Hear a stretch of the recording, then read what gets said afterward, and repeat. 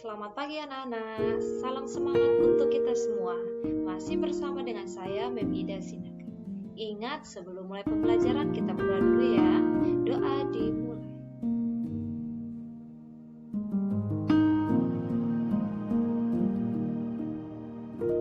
Doa selesai. Nah, hari ini kita sudah masuk tema 2, selalu berhemat energi dengan subtema 2, manfaat energi. Pembelajaran kelima ya nak, muatan untuk hari ini adalah muatan IPS. Nah, muatan IPS hari ini kita akan membahas tentang sumber daya alam. Sumber daya alam kita singkat dengan SDA ya nak. SDA itu singkatan dari sumber daya alam. Apa itu sumber daya alam? Sumber daya alam adalah segala sesuatu yang berasal dari alam. Ingat ya nak, segala sesuatu yang berasal dari alam adalah sumber daya alam. Nah, sumber daya alam dapat digunakan untuk memenuhi kebutuhan hidup manusia. Sumber daya alam terbagi menjadi dua ya nak. Yang pertama, ada sumber daya alam yang dapat diperbarui dan sumber daya alam yang tidak dapat diperbaharui. Apa-apa saja pengertian dan contohnya? Ini dia. Yang pertama, sumber daya alam yang dapat diperbaharui. Apa itu sumber daya alam yang dapat diperbarui? Sumber daya alam yang dapat diperbarui adalah sumber daya alam yang tidak akan habis meskipun digunakan terus-menerus. Apa saja contohnya? Ada seperti tanah, matahari, air, angin, tumbuhan, dan juga hewan. Ya, nak? Sumber tersebut merupakan kelompok sumber daya alam yang dapat diperbaharui karena terus tersedia dan dapat dikelola untuk kita perbanyak jumlahnya. Jumlah sumber daya alam ini sangat berlimpah. Agar sumber daya alam ini tetap tersedia, kita harus menggunakannya dengan bijak dan melestarikannya. Sumber daya alam ini sangat penting untuk dijaga keberadaannya.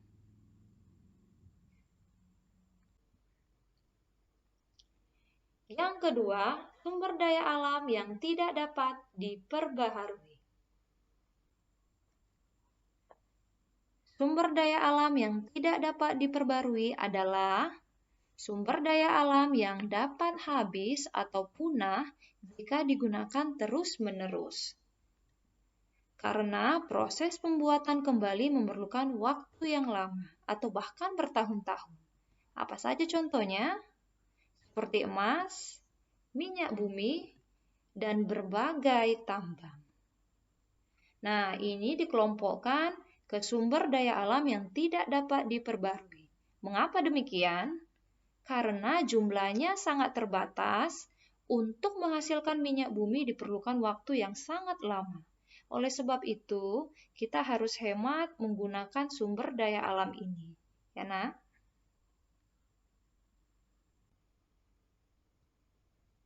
Nah, kali ini kita akan membahas tentang pemanfaatan sumber daya alam. Kita masuk ke pemanfaatan sumber daya alam. Nah, selain untuk memenuhi kebutuhan sehari-hari, sumber daya alam juga dimanfaatkan untuk membantu kegiatan manusia. Berikut contoh pemanfaatan sumber daya alam dalam berbagai kegiatan. Yang pertama, pertanian padi. Nah, pertanian padi. Di sini kita memanfaatkan sumber daya alam seperti matahari, air, tanah, udara, kotoran hewan, dan kerbau. Apa saja pemanfaatannya? Kita jabarkan satu-satu ya, nak. Kita mulai dari matahari. Nah, matahari di sini pemanfaatannya sebagai pertumbuhan tanaman padi. Ya, cahaya matahari pada tumbuhan membantu proses fotosintesis yang baik, begitu juga dengan padi. Ya, nak, selain itu, matahari juga kita gunakan sebagai pembangkit listrik dan menerangi lingkungan.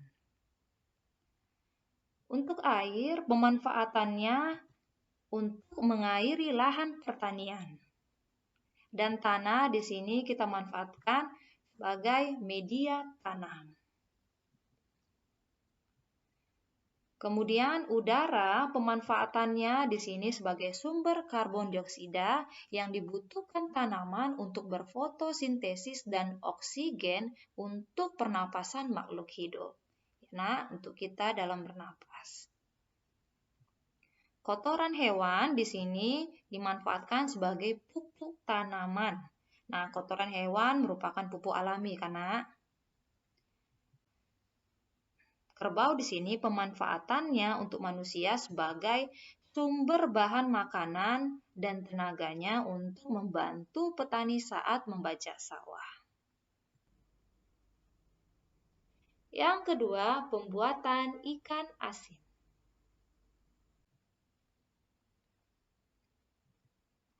Pembuatan ikan asin di sini kita memanfaatkan sumber daya alam seperti kayu, garam, dan panas matahari. Kita mulai dari kayu. Kayu di sini kita manfaatkan sebagai bahan pembuatan anyaman tempat pengeringan ikan. Ya, Nak, yang seperti gambar ini ya, Nak. Nah, kayu di sini sangat berfungsi sebagai tempat ikannya ya, Nak, dalam proses pengeringan. Kemudian ada garam. Garam di sini kita manfaatkan sebagai pengawetan ikan asin. Ikan yang mengalami proses penggaraman menjadi awet karena garam dapat menghambat atau membunuh bakteri penyebab pembusukan pada ikan. Yang terakhir ada panas matahari. Di sini kita manfaatkan untuk mengeringkan ikan asin. Panas matahari yang pas membuat proses pengeringan ikan asin lebih cepat. Yang ketiga, pembuatan pakaian.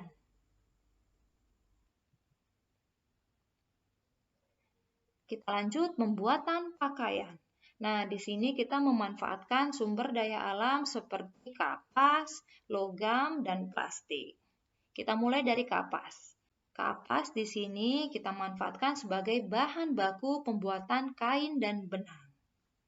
Logam, pemanfaatannya adalah sebagai bahan baku pembuatan jarum jahit, gunting, dan meja jahit.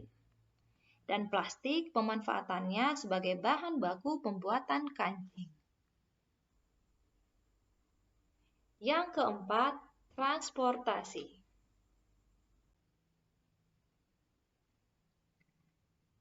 Kemudian ada transportasi. Nah, transportasi ada 3, terdiri dari transportasi darat, transportasi air, dan transportasi udara.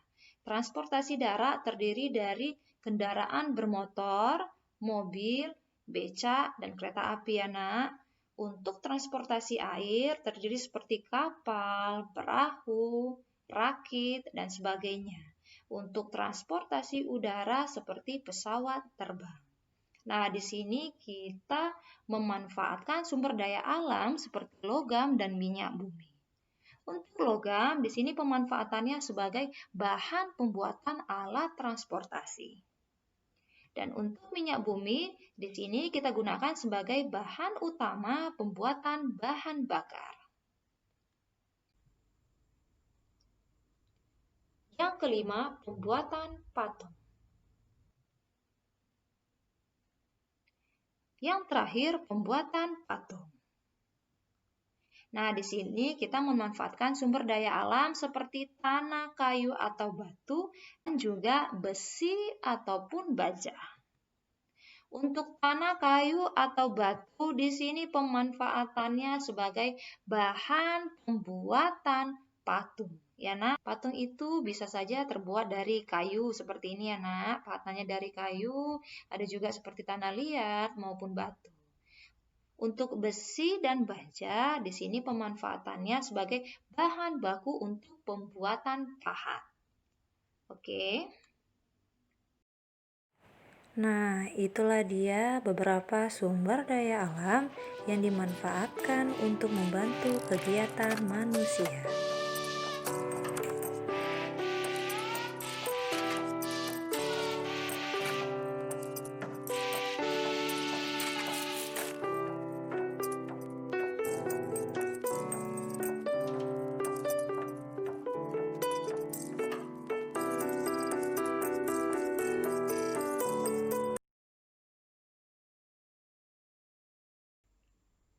kita sudah masuk pada tugas. Untuk tugas hari ini, kita ambil dari muatan IPS ya, nak. PR kamu dari buku Bu Pena halaman 119, nomor 1 sampai 5. Ada 5 soal ya, nak.